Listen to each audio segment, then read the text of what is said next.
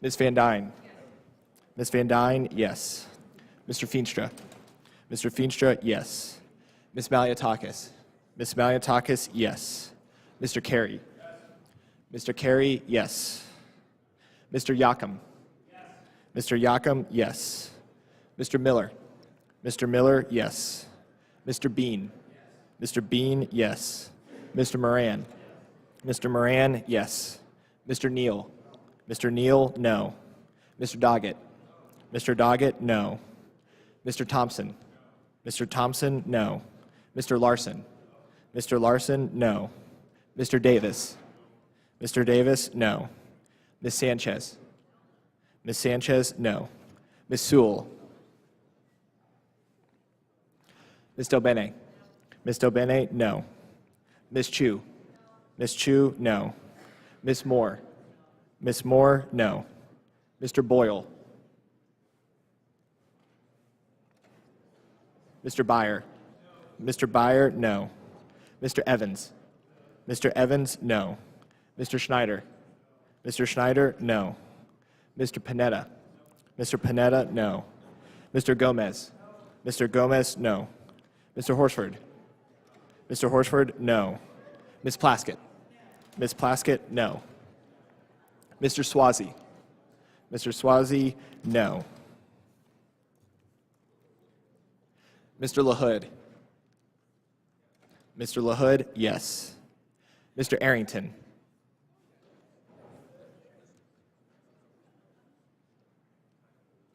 How is Ms. Sewell recorded? Ms. Sewell is not recorded. Ms. Sewell, no. Mr. Boyle.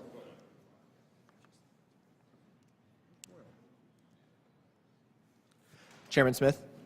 Yes. Chairman Smith, yes.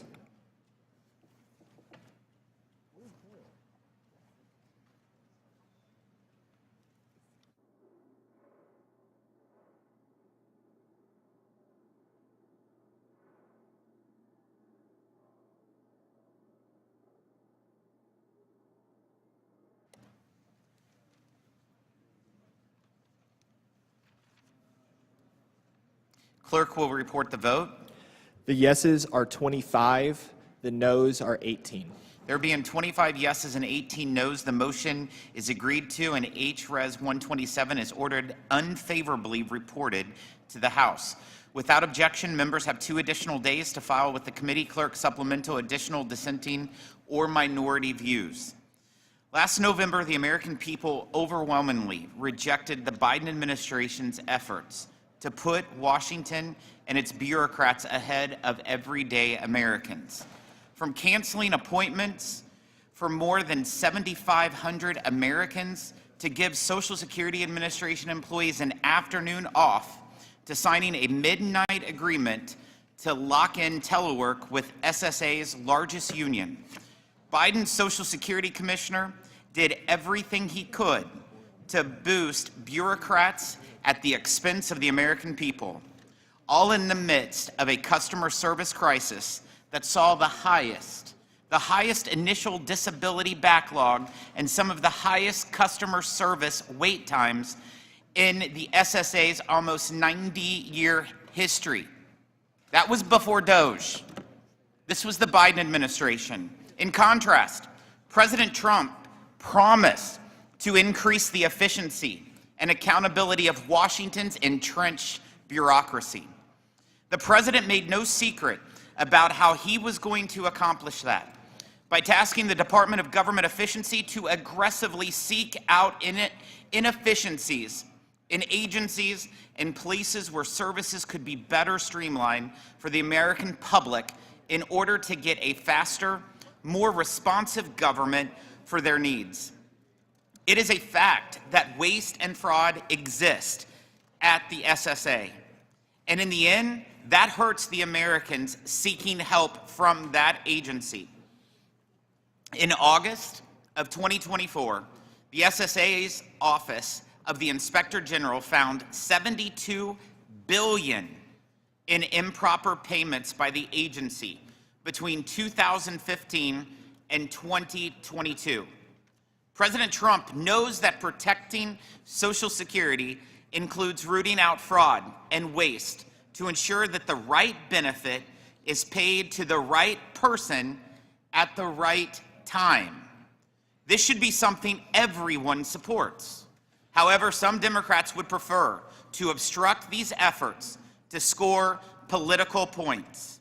Fortunately, not only has the SSA been transparent with both Congress and the public with its service delivery data and the changes being made to shift the SSA from an agency that uses decades-old business practices to one that can provide modern, quality service to the public.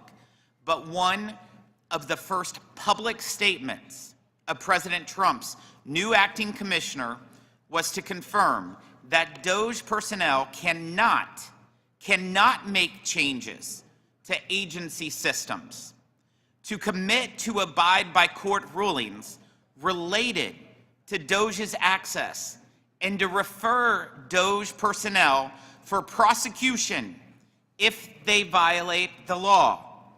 The same laws that protect the American people's data from misuse by the SSA's tens of thousands of other employees.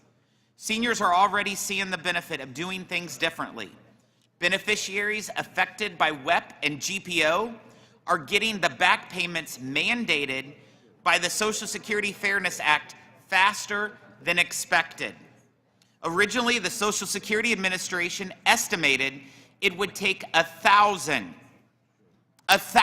work hours to send out back payments.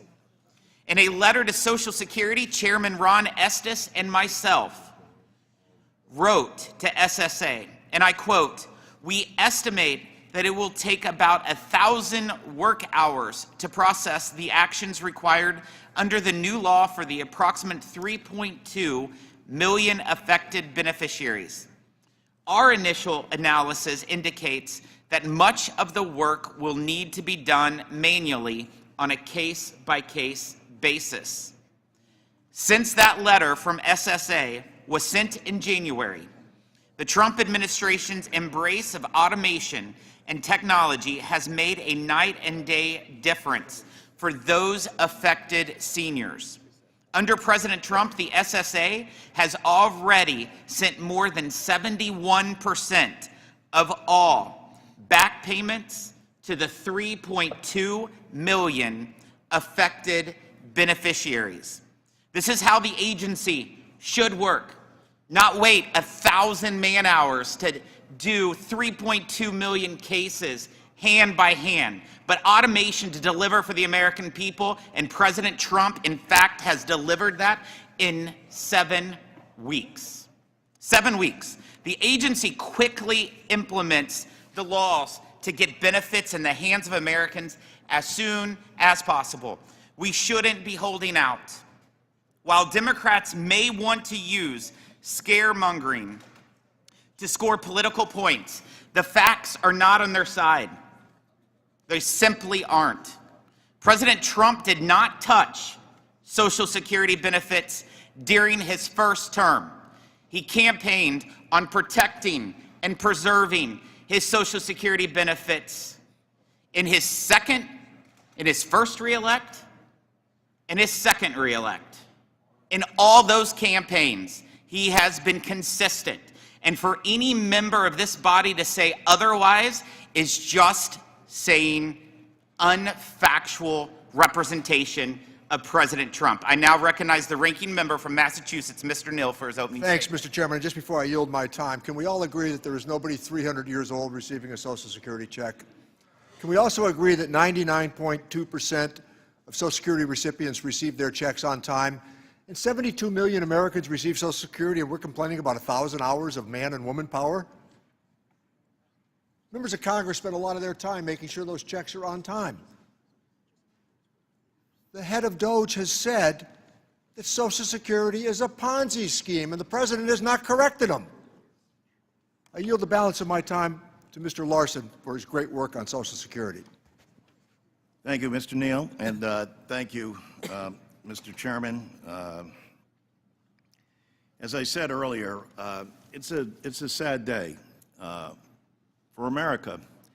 When the Committee of Cognizance has to have this issue of inquiry so that we can actually produce before the committee, instead of an empty seat and empty chairs, the person who President Trump has designated to find $2 trillion worth of cuts, a person who has publicly said that he knows where to find those. They're in what he calls entitlements. What everybody on this committee knows with regard to Social Security is an earned benefit that they pay. And so the people in your districts are wondering whether or not, because the chairman just said that there's no way that President Trump is going to touch Social Security, even though last weekend he called it a scam, and that Elon Musk was on television just last night again saying that, yes, their goal is to privatize Social Security. Given these statements, I don't understand why there's a problem with bringing forth Mr. Musk to testify before this committee. And if he's got all these ideas of fraud, abuse, and waste are true, then yes, Mr. Chairman, we should join with you to make sure that that's the case. But even the acting person handpicked by Trump has said, well, what they said about people receiving checks older than 115 years old is false. That's Trump appointment saying that.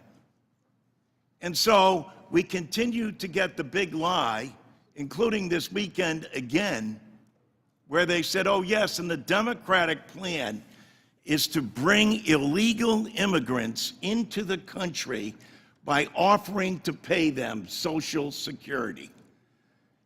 There's not a thread of truth to any of that.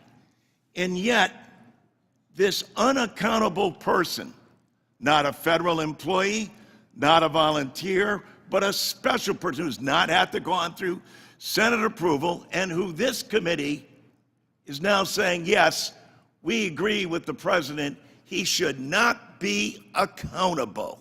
He should be able to have free reign and do whatever he wants.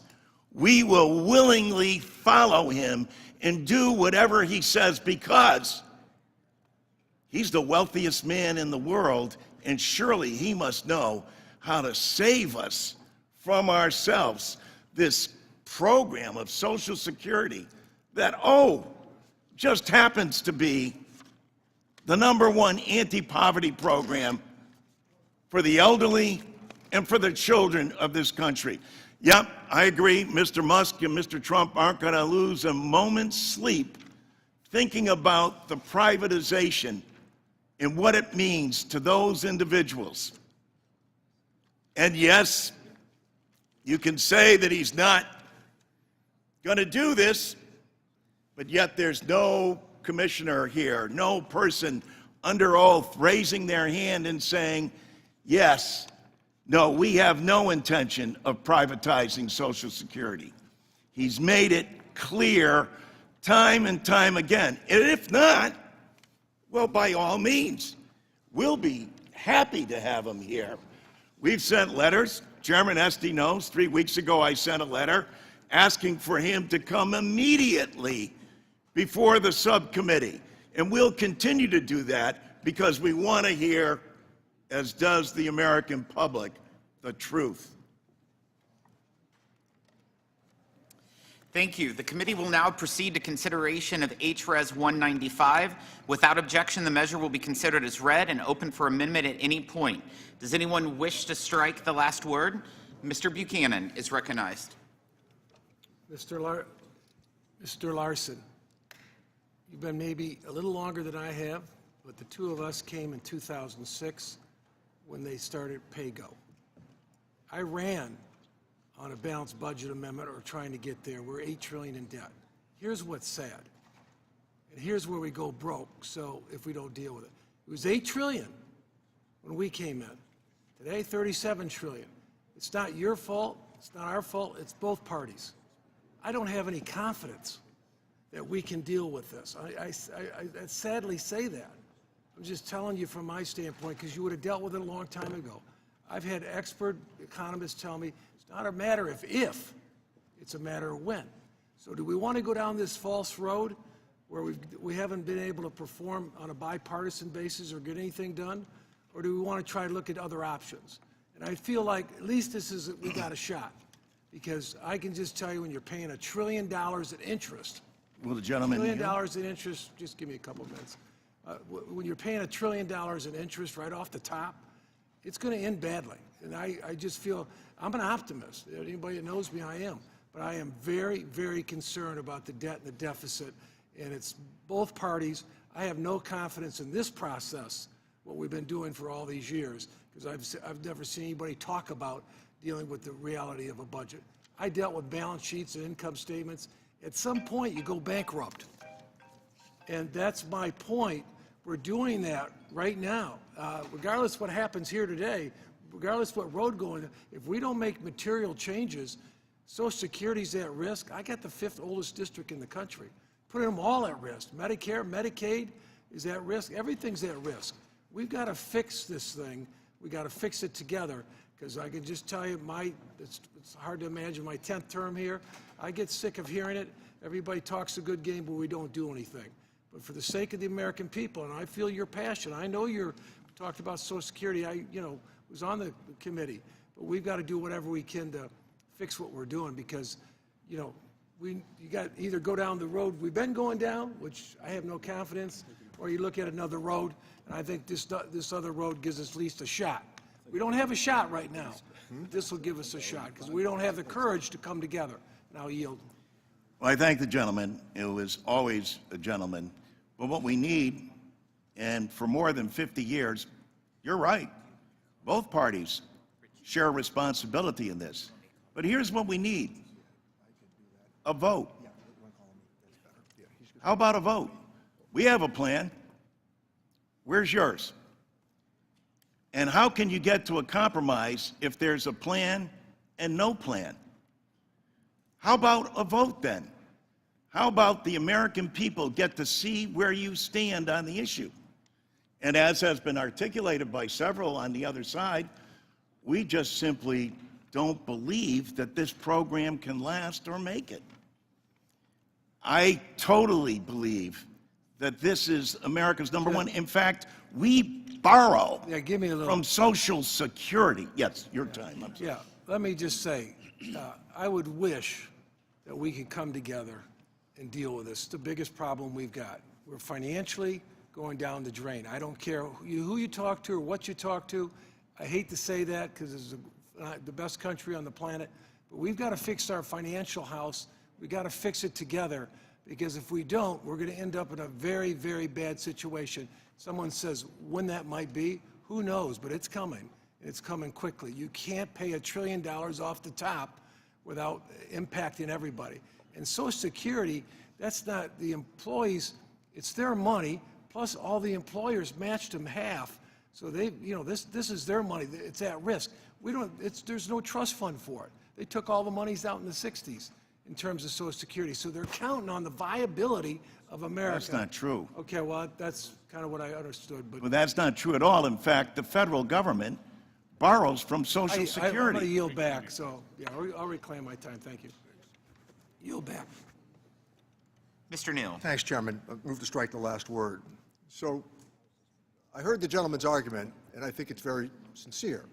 But what's missing is, in the next few weeks, we will be asked to add $4 trillion to the debt because of tax cuts. That's the great irony or inconsistency of this argument.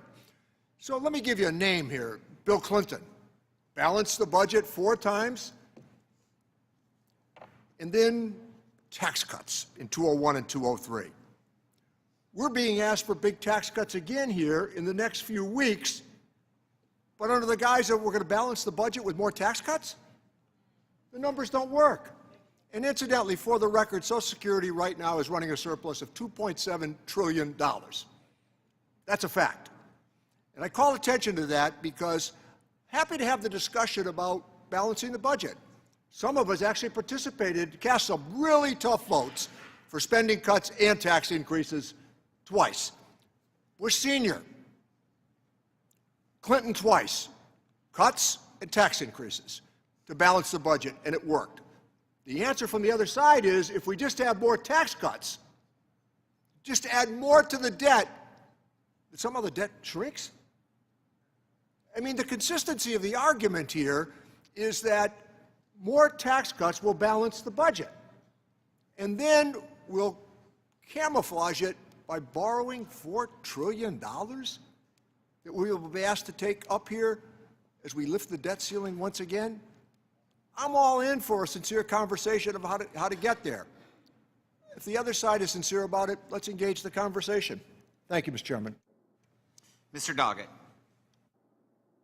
Thank you, Mr. Chairman. All Americans know that President Trump has pledged to protect Social Security, just as he has pledged tariffs, and they've been on one day and off the next, just as he has gone back and forth on his position on reproductive freedom for women in this country. And so why do I question the commitment to Social Security? Because I think it's more important to look not at a president who is well known as a man of his last word by what he says, but by what he does. And what he has done is to appoint a man who has called Social Security a Ponzi scheme, who this week has attacked the programs that Americans pay into in every paycheck, Medicare and Social Security, as being entitlements. Yes, you should be entitled to what you pay into over your work life for your Medicare and your Social Security, but he says it's a Ponzi scheme and that entitlements are the place to cut. So that's the first place. The person he chose to raid Social Security does not believe in Social Security. Number two is that we have seen this president come, not unlike the chairman of the committee this morning, but provoking much more extended laughter from Republicans in his recent speech to Congress. And what was this laughter about? All the fraud at Social Security. Can you imagine? They have on their payout someone who has 350 years old, older than our republic. Can you believe this? No, you can't believe it because it's a lie. Because Social Security has had in place for some time a requirement that it doesn't pay out anything to people over 115. And though there have been some mistakes made, some underpayments, some overpayments, it has, as Mr. Neal pointed out, an incredible accuracy rate of far less of 1% of payments that have been found to be improper. It doesn't mean we shouldn't seek more accuracy and protect the system, but Social Security has worked remarkably well in the past. And that takes me to the third thing that President Trump has done that is inconsistent with his claim that he will protect Social Security and won't switch his word around as he has done on one public issue after another, and that is the determined effort of this administration to wreck the Social Security Administration. Those checks don't come down as manna from heaven.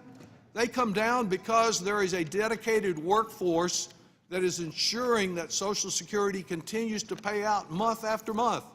And so how have Mr. Trump and Mr. Musk decided to handle that dedicated workforce?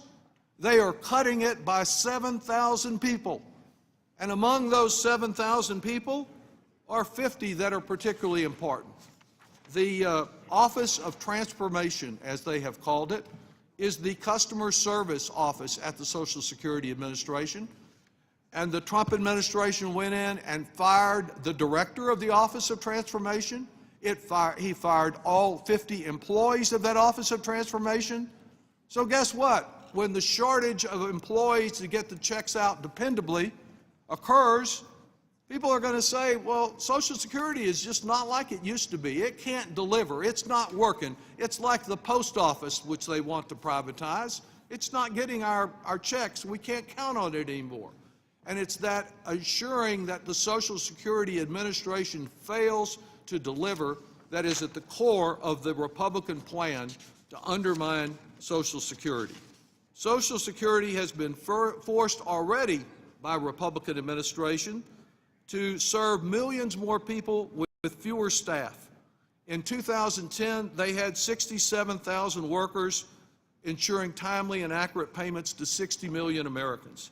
Today, they have 10,000 fewer, and when I say today, that's before the Trump cuts, serving 13 million more people. You cannot assure that Social Security provides the wonderful coverage that it has for